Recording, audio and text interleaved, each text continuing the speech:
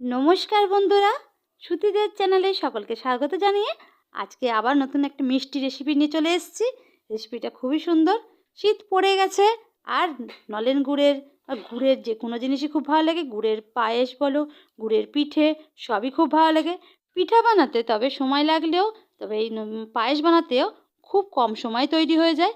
তাই নতুন গুড়ের পায়েস বানাও কীভাবে বানাই দেখে নাও ভিডিওটা, তোমরাও খুব সহজেই বানাতে পারবে। চলো দেখে গেছে মেয়ের বাড়ি। প্রথমে নিয়ে নিয়েছি বাটিতে দুধ গরম করতে বসিয়ে দিয়েছি। ছেলে দুধটা নিয়েছি দেখো, খেতে ইচ্ছে আর করে, কিন্তু আমি কি করি, এদিকে নিয়ে নিচ্ছি চাল, গোবিন্দভোগের চাল। চালটাকে ধুয়ে রেখে দিয়েছি। আর এই প্যাকেটের 2 প্যাকেট দুধ নিয়ে নিয়েছি, 500 গ্রাম দুধ দিয়েছি। চালটাও ধুয়ে রেখে দিলাম। আর এদিকে নিয়ে নিচ্ছি কাজু, কিশমিশ, এলাচ, গুড় আর মিষ্টি লাগবে। এগুলো সবই একসাথে জোগাড় করে রেখে দিলাম। খুব সামান্য জিনিসই, একটু নতুন জিনিস বানাতে একটু তো জিনিস লাগেই জোগাড় করতে। দেখো এগুলো সবই জোগাড় করে রেখে দিলাম। দুধটা গরম করতে বসিয়ে দিয়ে দিয়েছি। আর এই দেখো দুধটা একটু ফুটে আসলে আমি দিয়ে দেবো এলাচটা। একটু 4টে এলাচ নিয়ে নিয়েছি। এলাচটাকে একটু ভালোভাবে ফাটিয়ে দিচ্ছি। এলাচটাকে প্রথমে দুধের মধ্যে দিয়ে দিলাম, একটু নেড়ে চেড়ে দুধের মধ্যে মিশিয়ে দিলাম। এলাচটা গন্ধ খুব সুন্দর লাগে, পায়েস বলো, পিঠা বলো, যে কোনো মিষ্টি জিনিসেই।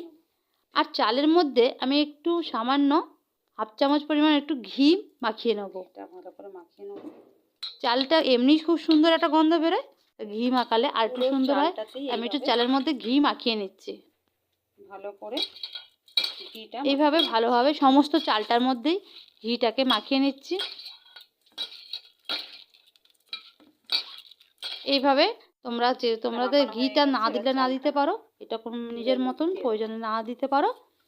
চালটা এবার 10 মিনিট রেখেছিলাম, তারপরে আমি এটা দুধের মধ্যে দিয়ে দিচ্ছি। এবার দুধের মধ্যে চালটাকে সিদ্ধ করে নেবো, কিছুটা পরিমাণ সিদ্ধ করে নেবো, 60%-এর মতন সিদ্ধ করে নেবো। সিদ্ধ হয়ে গেলেই একে একে আমি চিনি মিষ্টি জিনিসগুলো দেবো। দুধের মধ্যেই সিদ্ধ হবে।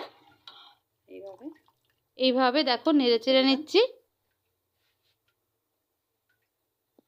এরপর আর এদিকে তার মধ্যে আমি কিছু কাজ করে নেবো। এই যে মিছরি আছে, গুড় আছে, এগুলো মোটা বড় ডালার, এইগুলোকে আমি ভেঙে নেবো। একটু আমি ঢাকা দিয়ে রেখেছিলাম।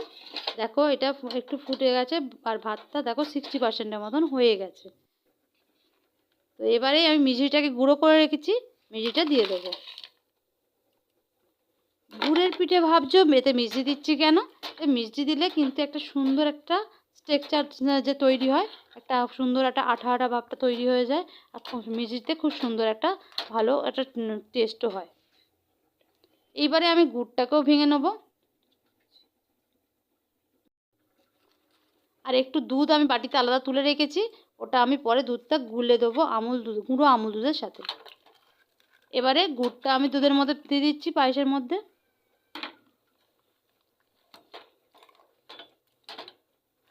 এভাবে ভালোভাবে কিছুক্ষণের মধ্যেই এটা গলে যাবে।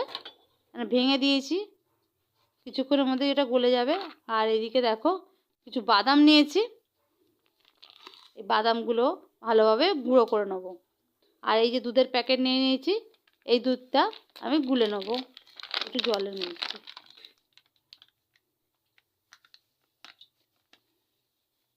এই দেখো জলের মধ্যে আমি একটু দুধটা ঘন করেই গুলে নেব। এটা দারুণ একটা টেস্ট আছে, এর জন্য দুধটা ভালোভাবে গুলে নিলাম। এইভাবে ভালো গরম জলে একটু নাড়াচাড়া করে দিলেই দুধটা গুলে যায়। আর এইদিকে দেখো এইভাবে পায়েসের মধ্যে দুধটা দিয়ে দেবো। পায়েসটা প্রায় 80%-এর মতন হয়েই এসছে, আর একটু সামান্য করলেই হয়ে যাবে। দিয়ে দিচ্ছি এই যে বাদাম গুঁড়ো করা বাদামগুলো দিয়ে দেবো। আর হ্যাঁ, প্রথমে একটু দিতে ভুলে গেছিলাম নুন, সামান্য একটু নুন দিলাম। তো মিষ্টি জিনিসে পায়েসে একটু নুন দিলে কিন্তু টেস্ট ভালো বাড়ে। কে কে পছন্দ করো বা কে কে পায়েসে নুন দাও কমেন্টস করে জানাইও। পায়েসের মধ্যে একটু নুন দেওয়াটা আমি পছন্দ করি। এটা মিষ্টির মধ্যে নুন দিলে তার স্বাদ বাড়ে। অনেকে যেমন আবার না দিলে নাও দিতে পারো, এটা নিজে দেখো। এবারে শেষে দিয়ে দিলাম কিশমিশটা, কিশমিশ আর দিয়ে দিলাম কাজুগুলো। কাজু কিশমিশ দুটোকেই একসাথে মিশিয়ে নিচ্ছি। দেখো কত সুন্দর স্ট্রাকচারটা হয়ে গেছে, ঘন ঘন হয়ে গেছে। আর দেখো কত সুন্দর কালারটা এসছে। আর হ্যাঁ, শেষে তো বললাম এই যে গুড়টা দেব, এই গুড়টা এনে রেখেছিলাম, এইটাই মেন।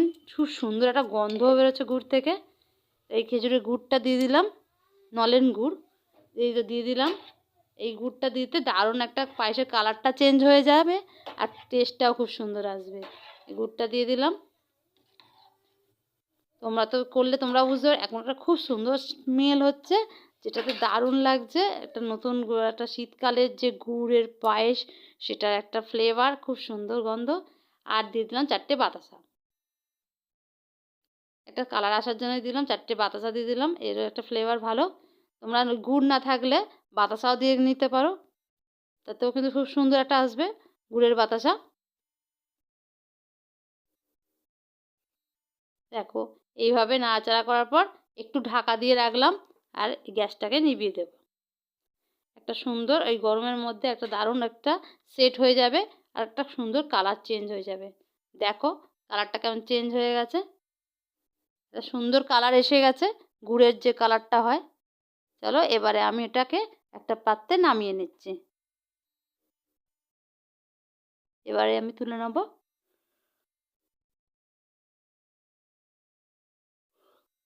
এভাবে আমি একটু তো একে একে হাতা করে করে তুলে নিচ্ছি।